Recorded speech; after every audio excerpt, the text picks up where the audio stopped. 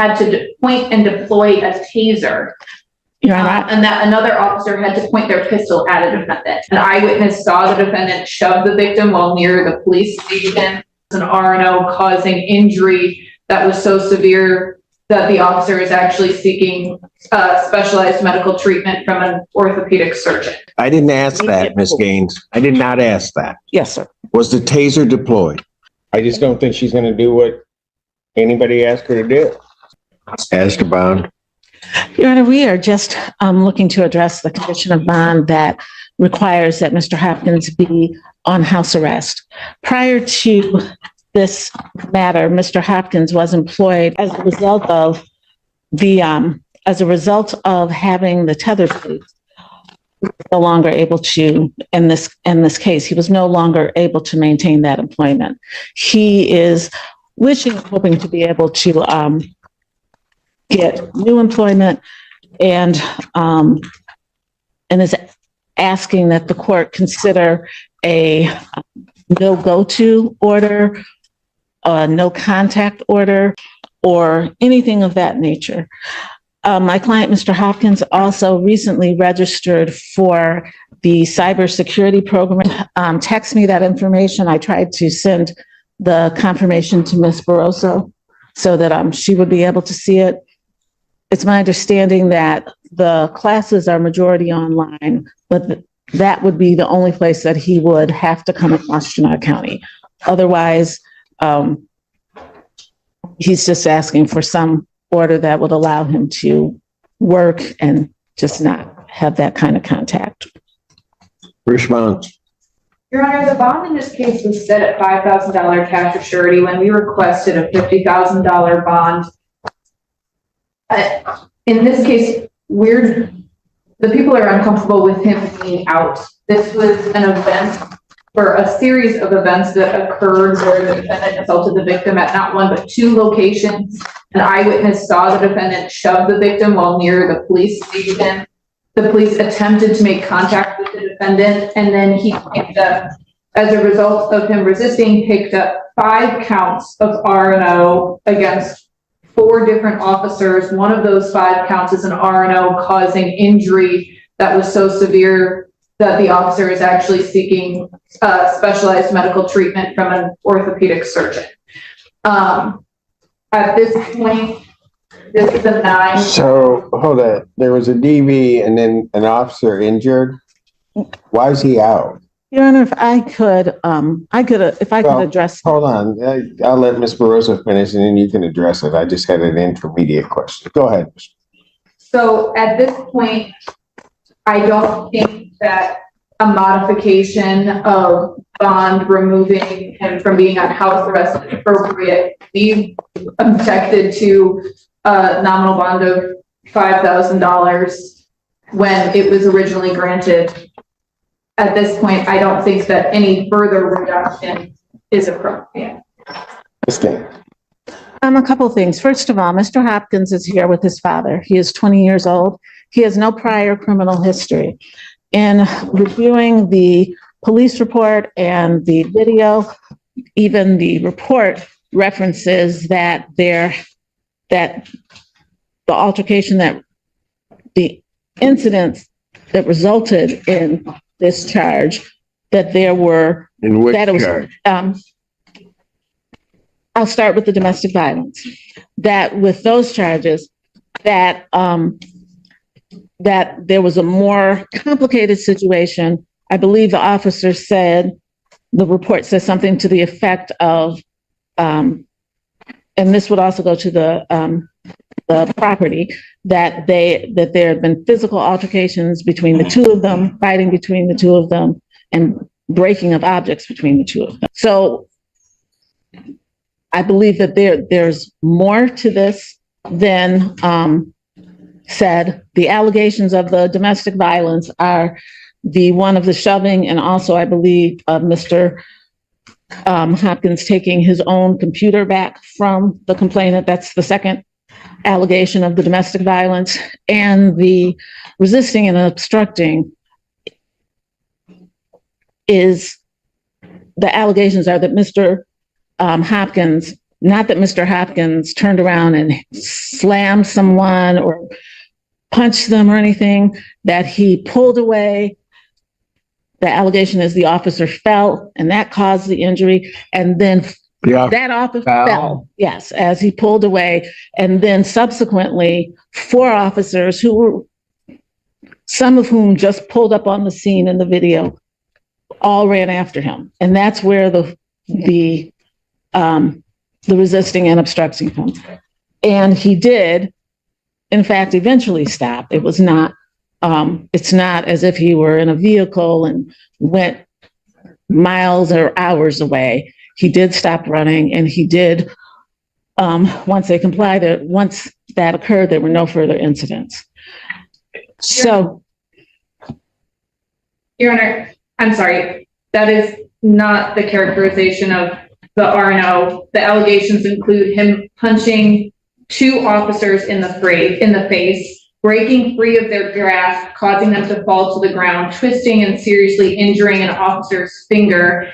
And then it went on for such a period of time that an officer had to point and deploy a taser.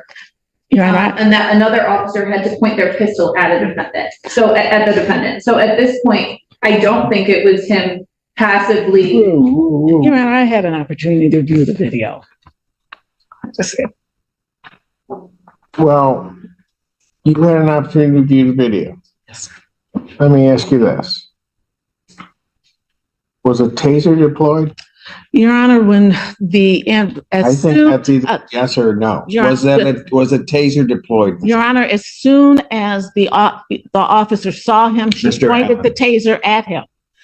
This is not, as soon as she saw him, she pointed the taser at him. This is not a situation where he was running and pointed the taser. I didn't ask that, Ms. Gaines. I did not ask that. Yes, sir. Was the taser deployed? Yes, it was. Did an officer have to draw their weapon? I did not see that. I could not see that on the video. Ms. Burrows, are you indicating an officer had to draw their weapon? That is what was indicated to me in the file, Your Honor. Yes. And then there's an officer that's injured.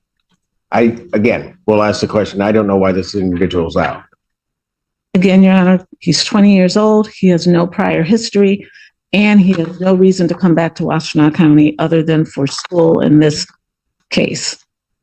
It's my understanding. I have not heard any information that he has had any contact with the complainant, has violated any orders. He is just asking to be able to go to work and to be able to get a job and go to work.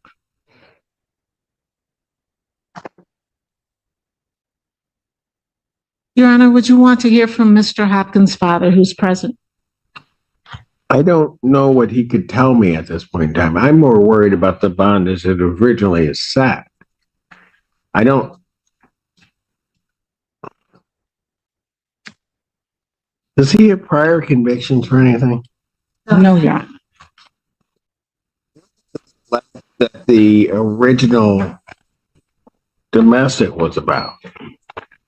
I mean, I'm trying to figure out, because I'll just tell you, I have some serious concerns that this escalated to a point that officers are having to deploy a taser, pull their weapon.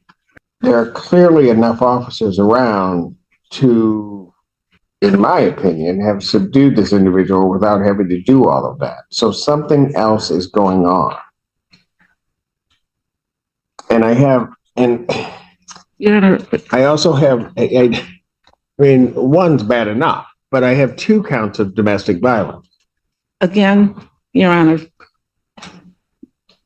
one of them is him taking back his own computer. That's one of the allegations. And that's why I'm saying there were things that were happening before this. That's not to excuse his behavior. That is to say that there's broader context.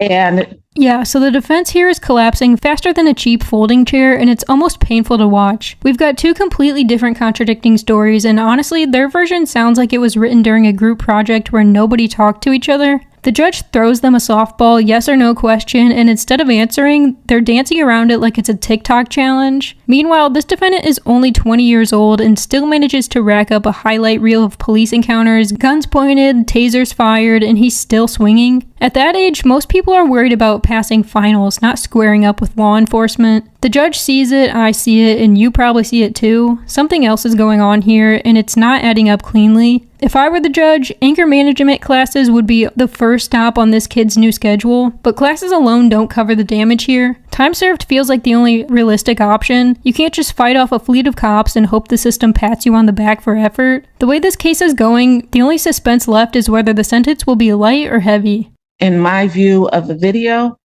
initially there was one officer, then there were two, and he ran from two, but as he's running from those two, there are cars, four and five cars are pulling up with sirens on an unarmed young man who clearly panicked. This is not someone who's had police involvement, who has a history of contact with law enforcement and the criminal justice system. Again, I'm not excusing, but I do think that there is there's more. I think there are more nuances to this than the prosecutor does. Well, explain some of those then. Because I've got a victim of a DV that's injured. She is not, the domestic violence person is not injured. It was the shove and the taking of there's no injury to her. Domestic violence are 2 misdemeanor counts. That is felonies correct. here are 5 counts of are 5 counts. Yeah, I see that. Are no causing injury. Maybe I misread that on the report, but Yes. the injury to the fingers, that's the officer. That's correct. Thank you.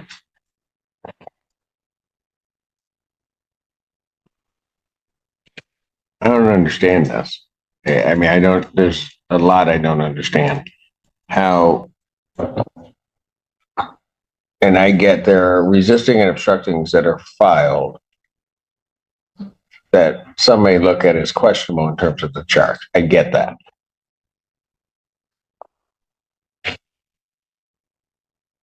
But I'm also trying to figure out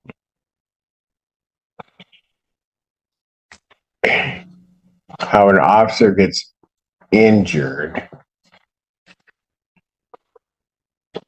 that there are punches to the face of officers. I mean, Ms. Gaines, I don't get it. I understand what you're saying, and I'm saying I did not see any punches to the face when I observed the video. Tell you what, I'm certainly not changing any conditions. Can you explain to me one reason why I shouldn't raise his bond? Your Honor, he has appeared for every court date, and he has not picked up any new charges. He has not had any contact with the complainant on the domestic violence or any of the officers. My understanding from him is that he has only come to Washtenaw County for court. He does not even reside in this county. It does not appear he's a flight risk, nor that he is a danger to the community. He is here with his father. He has come to every court date, and he's highly responsive to my calls and texts. And absent the no offer in this matter, we'd be looking to resolve it. Anything else from the people? No, Your Honor. You know what? I'm not changing his condition in the bond. I'm not at this juncture going to up his bond either, although of rights I should. Of rights, I don't think he should be out around tethered or not, given that behavior. But I'll let Judge Perry deal with that after she hears the preliminary examination. Bond will continue. Motion for bond reduction or changing condition is denied. Thank you. You can literally see the frustration building in the judge, head shaking, hand rubbing his forehead, the whole body language dictionary of I can't believe this nonsense. He looks like someone trying to solve a Rubik's Cube blindfolded, and the defense is not helping. They keep dragging the kid's father into the mix, which makes zero sense unless dad is secretly the governor. He's not getting anyone out of felony charges. I mean, what's next? Calling in grandma as a character witness because she says he was always polite at Sunday dinner? The whole angle is baffling, and even with all this chaos, the defense is still begging for a lower bond when $5,000 is already a bargain bin deal for charges this heavy. I've seen higher bonds slapped on people for shoplifting electronics, let alone stacking domestic violence with assaulting police. The judge ultimately keeps the bond right where it's at. No raise, no reduction, and honestly, that feels like the system's version of shrugging. Was it the right move? I'm not convinced, but I'm also not the one in the robe. At the end of the day, this defendant walks out with what I'd call a legal equivalent of a you got off easy coupon. And if he